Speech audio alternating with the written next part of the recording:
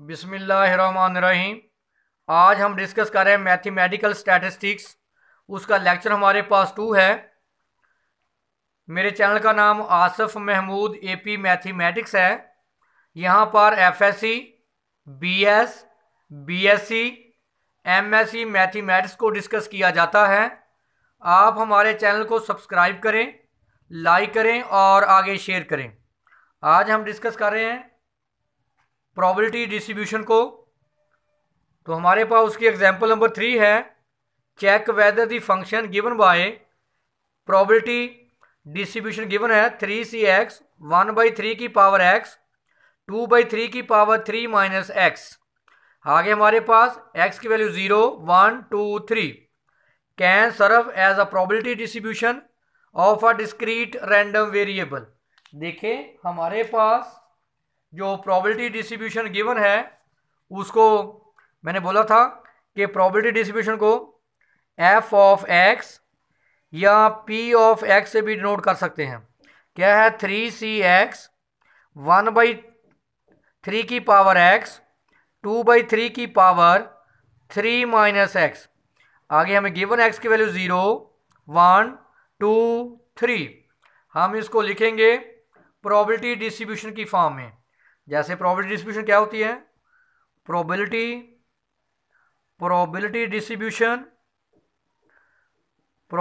Distribution जैसे हमारे पास x की वैल्यू गिवन है 0 1 2 3। अब हम इसके मुताबिक इसकी निकालेंगे प्रोबेबिलिटीज। तो पहले हम x की वैल्यू यहाँ क्या पुट करेंगे 0।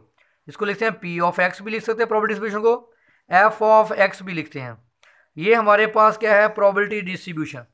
ये उस वक्त प्रोबेबिलिटी डिस्ट्रीब्यूशन बनेगी कि जो प्रोबेबिलिटी है वो पॉजिटिव हो और टोटल प्रोबेबिलिटी किसके बराबर है 1 के। अभी साबित कर लें, पुट करें x की वैल्यू 0 p ऑफ 0, यहाँ पुट करें 3c0, यहाँ x है वहाँ 0 पुट करें 0 1/3 की पावर हम x की वैल्यू पहले पुट करेंगे 0, यहाँ पुट करें 0 2/3 x की वैल्यू पुट करें 0 3 माइनस 0 3c0 आंसर 1।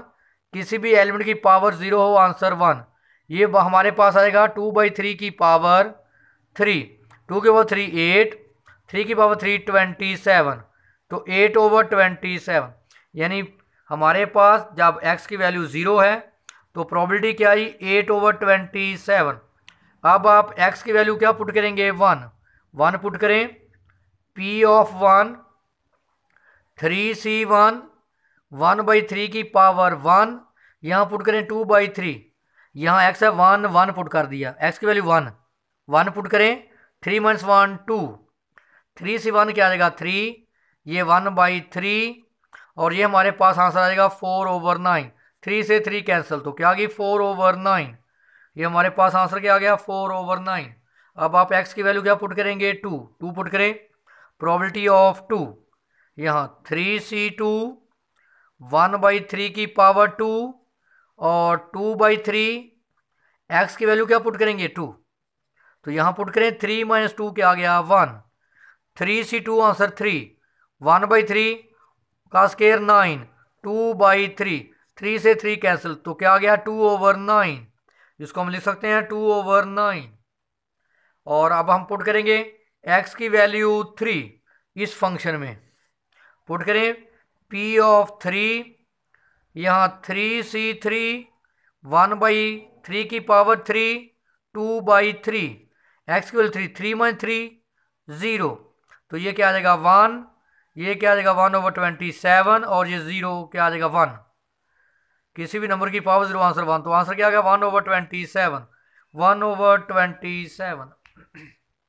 अब ये हमारे पास क्या आ गई प्रोबेबिलिटी डिस्ट्रीब्यूशन। आपने चेक करना है, देखिए सारी प्रोबेबिलिटी क्या आई पॉजिटिव और इन सब को अगर मैं ऐड करूं 8/27 4/9 प्लस 2/9 प्लस 1/27, इन सब का एलसीएम लें 27 क्या आ गया 8 प्लस 9 3 और 12 और ये क्या आ गया 3 6 प्लस 1। इन सब को अगर आप ऐड कर लें तो 27/20 आंसर क्या है 1।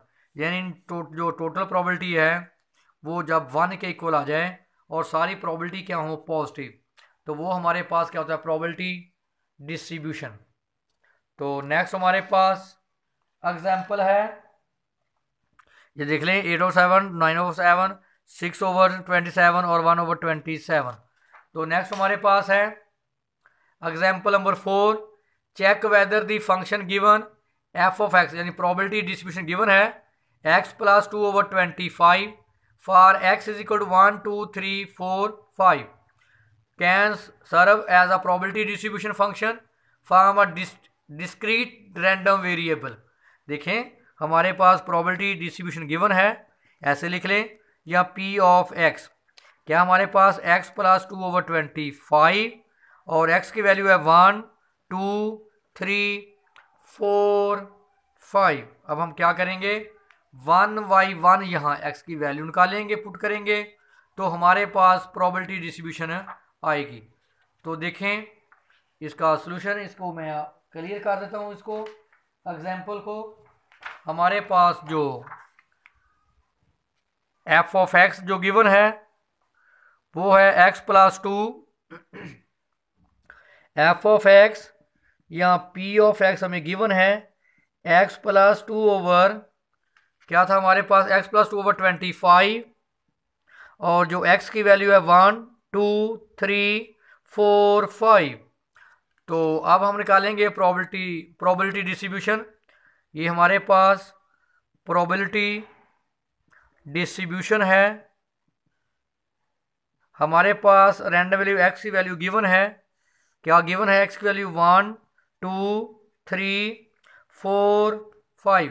अब हम निकालेंगे इसकी प्रोबेबिलिटीज़, उसको p ऑफ x नोट कर लें या f ऑफ x नोट करें, पुट करें पहले x की वैल्यू 1, फिर x की वैल्यू 2, फिर x की वैल्यू 3 पुट करेंगे, फिर x की वैल्यू 4, फिर x की वैल्यू हम 5 पुट करेंगे। देखिए निकालें, प्रोबेबिलिटी निकालें, जब x की वैल्यू यहाँ 1 पुट करेंगे 1 + 2 3/25, फिर हम x की वैल्यू यहाँ पे क्या पुट करेंगे 2, x की वैल्यू 2 पुट करें, 2 + 2 4/25, फिर हम x की वैल्यू यहाँ क्या रिप्लेस करेंगे 3 + 2 5 5/25, फिर हम x की वैल्यू यहाँ 4 रिप्लेस करेंगे, 4 + 2 6 6/25, फिर हम x की वैल्यू क्या पुट करेंगे 5 पुट करें, यहाँ x की वैल्यू 5 + 2 7/25। देखें जब मैंने x की वैल्यू 1 पुट की, x की वैल्यू 1 पुट की, प्रोबेबिलिटी क्या आई 3/25। जब मैंने x की वैल्यू 2 पुट की तो प्रोबेबिलिटी आई 4/25। जब मैंने x की वैल्यू 3 पुट की तो प्रोबेबिलिटी आई 5/25। जब मैंने x की वैल्यू 4 पुट की तो प्रोबेबिलिटी आई 6/25। जब मैंने x की वैल्यू 5 पुट की तो प्रोबेबिलिटी आई 7/25। अब हमारे पास ये क्या बन गई प्रोबेबिलिटी डिस्ट्रीब्यूशन।